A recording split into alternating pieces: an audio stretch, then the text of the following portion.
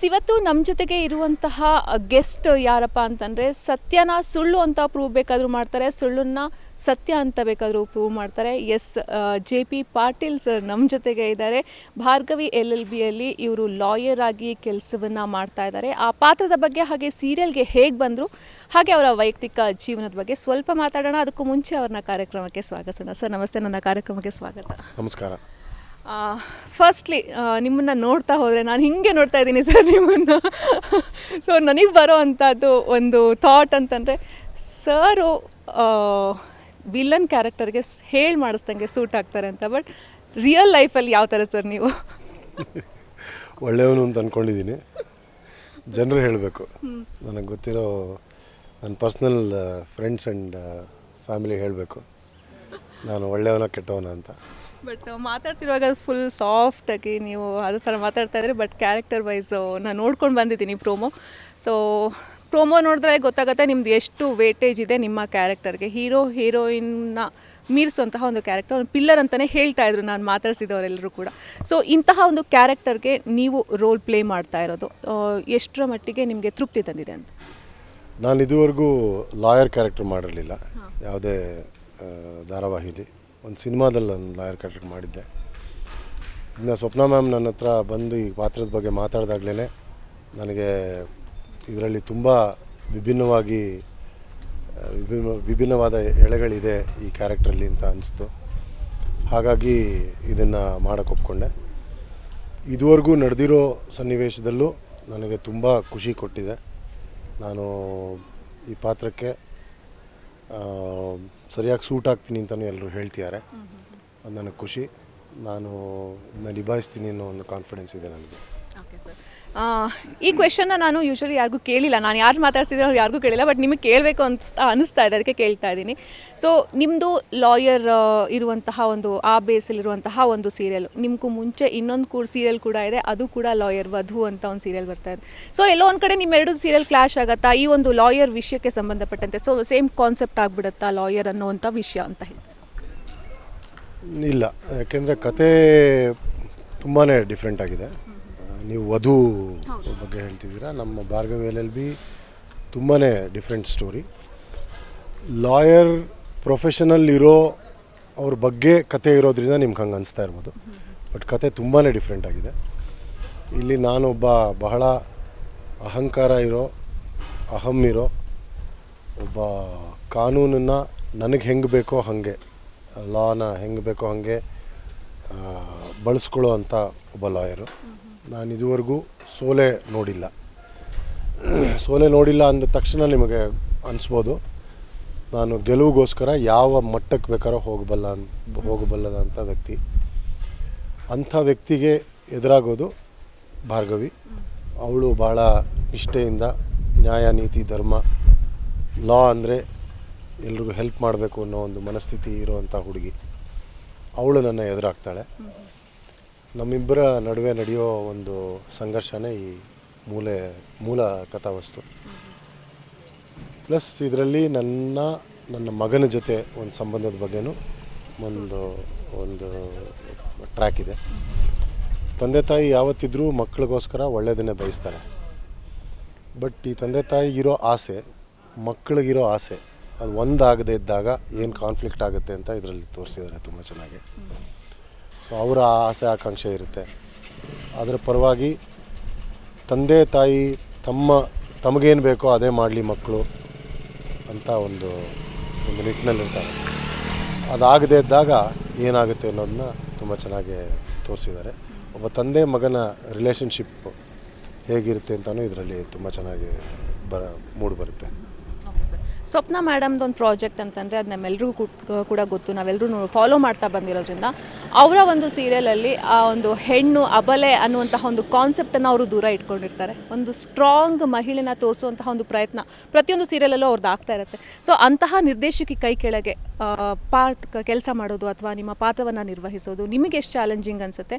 ಎಷ್ಟು proud feel ಆಗುತ್ತೆ ಈ ಥರದೊಂದು ಕಾನ್ಸೆಪ್ಟ್ ಇಟ್ಕೊಂಡು ರಿಸ್ಕ್ ತೊಗೊಂಡು ಫೀಲ್ಡಿಗೆ ಬರೋದು ಅಂದರೆ? ಇದು ತುಂಬಾ ಒಳ್ಳೆಯ ಪ್ರಯತ್ನ ಅವ್ರದ್ದು.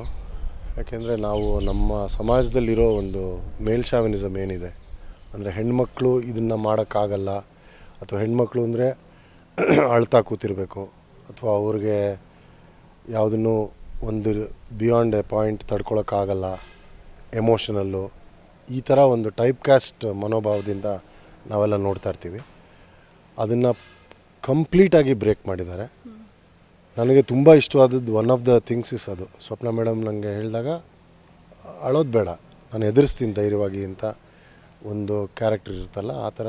ಯಾಕೆಂದರೆ ಇವತ್ತಿನ ದಿನ ನೀವು ನೋಡಿ, ಯಾವುದೇ ಹೆಣ್ಮಕ್ಳಾಗಲಿ ಸಾಕಷ್ಟು ಕ್ಷೇತ್ರದಲ್ಲಿ ತುಂಬ ಮುಂದುವರೆದಿದ್ದಾರೆ.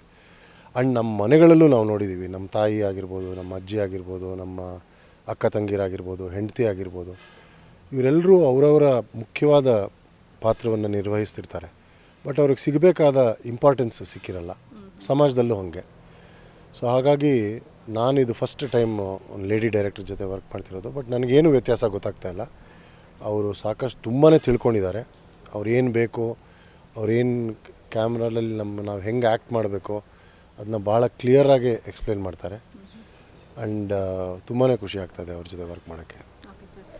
ನಮ್ಮೆಲ್ರಿಗೂ ಗೊತ್ತು, ನೀವೊಬ್ಬ ರಂಗಭೂಮಿ ಕಲಾವಿದರು ಕೂಡ ಹೌದು. ಅಲ್ಲಿ ತುಂಬ ವರ್ಷಗಳ ಕಾಲ ಸೇವೆ ಸಲ್ಲಿಸಿದ್ದೀರಾ. ಆಮೇಲೆ ಈ ಕಡೆನೂ ಇವಾಗ ಸೇವೆ ಸಲ್ಲಿಸ್ತಾ ಇದ್ದೀರಾ. ಸೊ ರಂಗಭೂಮಿಯಿಂದ ಈ ಕಡೆ ಬಂದಾಗ ಡಿಫ್ರೆನ್ಸ್ ಏನು ಅನಿಸುತ್ತೆ ಸರ್ ನಿಮಗೆ? ಮೇಜರ್ ಡಿಫ್ರೆನ್ಸ್ ಅಂತ ಏನು ಅನಿಸುತ್ತೆ? ಬೇಸಿಕ್ ಡಿಫ್ರೆನ್ಸ್ ಅಂದರೆ ರಂಗಭೂಮಿನಲ್ಲಿ ಇಟ್ಸ್ ಎ ಲೈಫ್ ಪರ್ಫಾರ್ಮೆನ್ಸ್. ನಾನು ಒಂದು ಸತಿ ಸ್ಟೇಜ್ ಮೇಲೆ ಹೋದರೆ ನಾಟಕ ಮುಗಿಯೋವರೆಗೂ ನಾನು ಪಾತ್ರದಲ್ಲಿರ್ತೀನಿ. ನಾನು ಏನು ತಪ್ಪು ಮಾಡ್ತೀನಿ, ಏನು ಚೆನ್ನಾಗಿ ಮಾಡ್ತೀನಿ ಎಲ್ಲ ಅವತ್ತಿನ ದಿನ ನೋಡೋ ಪ್ರೇಕ್ಷಕರು ಅದನ್ನು ನೋಡ್ತಾರೆ. ಬಟ್ ಇದು ಈ ಮೀಡಿಯಮ್ ಡಿಫ್ರೆಂಟು. ನಾನು ಮಾಡ್ತಾಗ ಏನಾದ್ರು ತಪ್ಪಾದರೆ ತಿರ್ಗಾ ರೀಟೇಕ್ ಮಾಡ್ಬೋದು, ಅದನ್ನು ಒಂದು ಪರ್ಫೆಕ್ಷನ್ ಮಾಡ್ಕೊಳ್ಳೋಕ್ಕೆ ನೋಡ್ಬೋದು. ಬಟ್ ಇದರದ್ದೇ ಆದ ಒಂದಷ್ಟು ಚಾಲೆಂಜಸ್ ಇರುತ್ತೆ.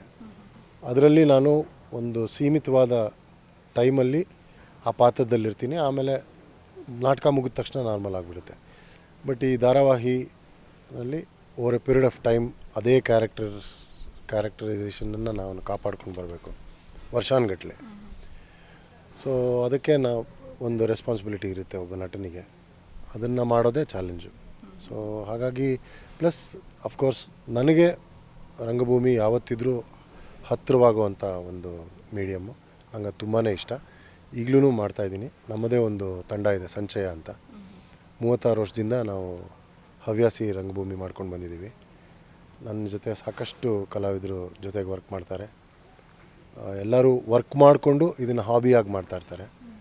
ಅದರಲ್ಲಿ ಸಿಗುವಂಥ ಒಂದು ಕಾನ್ಫಿಡೆನ್ಸು ಅಥವಾ ಮನೋಬಲ ಏನಿದೆಯೋ ಅದು ಮಾಡಿದವ್ರಿಗೆ ಅನುಭವ ಆಗೋದಂತ.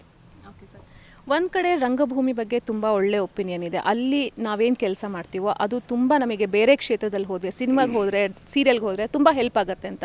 ಅಟ್ ದ ಸೇಮ್ ಟೈಮ್ ಇವಾಗ ಏನಾಗ್ತಾ ಇದೆ ಅಂದರೆ, ಇವಾಗಿನ ಜನ್ರೇಷನು ರಂಗಭೂಮಿ ಕಡೆಗೆ ಎಲ್ಲೋ ಒಲವು ಕಡಿಮೆ ಆಗ್ತಾ ಇದೆಯೋ. ಅವ್ರು ಡೈರೆಕ್ಟಾಗಿ ನಾವು ಸಿನಿಮಾಗೆ ಹೋಗಬೇಕು, ಡೈರೆಕ್ಟಾಗಿ ಸೀರಿಯಲ್ಗೆ ಹೋಗಬೇಕು, ಫ್ರ್ಯಾಕ್ಷನ್ ಆಫ್ ಅ ಸೆಕೆಂಡಲ್ಲಿ ನನಗೆ ಸಕ್ಸಸ್ ಸಿಗಬೇಕು, ಫೇಮ್ ಸಿಗಬೇಕು ಅನ್ನೋಂತಹ ಒಂದು ಕಾನ್ಸೆಪ್ಟನ್ನು ಇಟ್ಕೊಂಡಿರುವಂತಹ ಜನ್ರೇಷನ್ ಇದು. ಸೊ ಇಂತಹ ಜನ್ರೇಷನಿಗೆ ನೀವೇನು ಹೇಳೋಕ್ಕೆ ಇಷ್ಟಪಡ್ತೀರಾ? ರಂಗಭೂಮಿ ಎಷ್ಟು ಇಂಪಾರ್ಟೆಂಟ್ ಆಗುತ್ತೆ ಒಬ್ಬ ಆ್ಯಕ್ಟರ್ಗೆ ಅಂತ? ರಂಗಭೂಮಿ ನನ್ನ ಪ್ರಕಾರ ಪ್ಲಸ್ ನಮ್ಮ ತಂಡದವರು ನಾವೆಲ್ಲ ಇವಾಗ ಯೋಚಿಸ್ತಿರೋ ಒಂದು ದಿಟ್ಟೇನಿದೆಯೋ ಅದು ಬರೀ ಆ್ಯಕ್ಟಿಂಗಿಗೋಸ್ಕರ ಹೆಲ್ಪ್ ಮಾಡೋದು ಅಂತಲ್ಲ.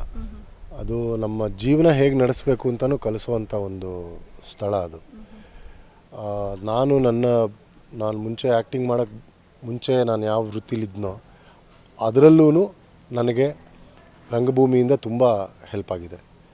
ಸೊ ನನಗೆ ಒಂದು 10 ಜನ ಮುಂದೆ ನಿಂತ್ಕೊಂಡು ಮಾತಾಡೋಕ್ಕೆ ಒಂದು ಕಾನ್ಫಿಡೆನ್ಸ್ ಇರಲಿ, ಏನೇ ಆಗಿರಲಿ, ಅದು ನನಗೆ ಬಂದಿರೋದು ರಂಗಭೂಮಿಯಿಂದ. ಗ್ರೂಪ್ ಡೈನಮಿಕ್ಸ್ ಬಂದಿರೋದು ರಂಗಭೂಮಿಯಿಂದ. 10 ಜನದ ಜೊತೆ ಹೇಗೆ ಕೆಲಸ ಮಾಡಬೇಕು, ಯಾರ್ಯಾರ ಜೊತೆ ಹೇಗೆ ನಡ್ಕೊಬೇಕು ಅನ್ನೋದು ಕಲಿಸಿರೋದು ರಂಗಭೂಮಿಯಿಂದ. ಆಮೇಲೆ ಹವ್ಯಾಸಿ ರಂಗಭೂಮಿಲಿ ಇನ್ನೊಂದು ಬಹಳ ಮುಖ್ಯವಾದ ನಾವು ಏನು ನೋಡಬೇಕು ಅಂತಂದರೆ, ನಮ್ಗೆ ಯಾರೂ ಅಲ್ಲಿ ದುಡ್ಡು ಕೊಡೋಲ್ಲ ಅಂದ್ರೂ ನಮ್ಮ ಪ್ಯಾಷನ್ಗೋಸ್ಕರ ಬಂದು ಮಾಡ್ತೀವಿ. ಅದರಲ್ಲೂ ಹೈರಾರ್ಕಿ ಇರುತ್ತೆ, ಯಾರನ್ನೂ ಬೈಯೋಕ್ಕಾಗಲ್ಲ. ಬೈದ್ರೂ ಅವ್ರ ಹತ್ರ ಅವ್ರಿಗೆ ಕನ್ವಿನ್ಸ್ ಮಾಡೇ ನಾವು ಅದನ್ನ ಕೆಲಸ ಮಾಡಿಸ್ಬೇಕಾಗತ್ತೆ. ಈ ಚಾಲೆಂಜಸ್ನೆಲ್ಲ ಅಥವಾ ಈ ಥರ ಕಲಿಕೆ ಎಲ್ಲ ಕಲ್ತ ಮೇಲೆ ಇದನ್ನೆಲ್ಲ ಹ್ಯಾಂಡಲ್ ಮಾಡೋದು ಭಾಳ ಈಸಿ ಆಗಿಬಿಡುತ್ತೆ. When you come to a professional environment, ಅಲ್ಲಿ ದುಡ್ಡು ಕೊಡ್ತಾ ಇರ್ತಾರೆ, ಕೊಟ್ಟಾಗ ನೀವು ಇದನ್ನೇ ಮಾಡಬೇಕು, ಇಷ್ಟು ಮಾಡಬೇಕು ಅಂತ ಕೇಳೋದು ಈಸಿ ಆಗುತ್ತೆ. ಸೊ ಹಾಗಾಗಿ ನನಗೆ ನನ್ನ ಪ್ರಕಾರ ಬರೀ ಆ್ಯಕ್ಟರ್ಸ್ಗಷ್ಟೇ ಅಲ್ಲ, ಎಲ್ಲರೂ ರಂಗಭೂಮಿ ಮಾಡಬೇಕು. ಕೆಲವರು ಆ್ಯಕ್ಟರ್ ಆಗ್ತಾರೆ, ಕೆಲವರು ನೋಡೋದನ್ನು ಕಲಿತಾರೆ. ಇವತ್ತಿನ ದಿನ ರಂಗಭೂಮಿ ತುಂಬಾ ಇಷ್ಟಪಟ್ಟು ನೋಡೋಕ್ಕೆ ಬರ್ತಿದ್ದಾರೆ ಜನ. ಸೊ ನನ್ನ ಪ್ರಕಾರ ಖಂಡಿತ ಚೆನ್ನಾಗೇ ಏರ್ತಾ ಇದೆ ರಂಗಭೂಮಿ ಒಲವು ಏನಿದೆಯೋ. ಸೊ ಈ ಜನ್ ಝಿ ಅವ್ರದ್ದು ಏನು ಅಂತ ನೋಡಬೇಕು. ಬಟ್ ತುಂಬ ಯಂಗ್ಸ್ಟರ್ಸು ನಮ್ಮ ತಂಡದಲ್ಲಿ ಬಂದು ನಟನೆ ಮಾಡ್ತಾರೆ, ಪ್ಲಸ್ ಬ್ಯಾಕ್ ಸ್ಟೇಜ್ ಮಾಡ್ತಾರೆ, ಎಲ್ಲನೂ ಕಲಿತಿದ್ದಾರೆ. ಸೊ ಪ್ರಯಾರಿಟಿ ಯಾವುದು ಅಂತ ನಾವು ತಿಳ್ಕೊಳ್ಳೋದು ಭಾಳ ಮುಖ್ಯ. ನಾವು ಸ್ಕೂಲ್ಗೆ ಹೋಗ್ಬಿಟ್ಟೆ ಆಮೇಲೆ ಕಾಲೇಜ್ಗೆ ಹೋಗೋಕ್ಕೆ ಸಾಧ್ಯ ಅಥವಾ ನಾವು ಕೆಲಸ ಮಾಡೋಕ್ಕೆ ಸಾಧ್ಯ.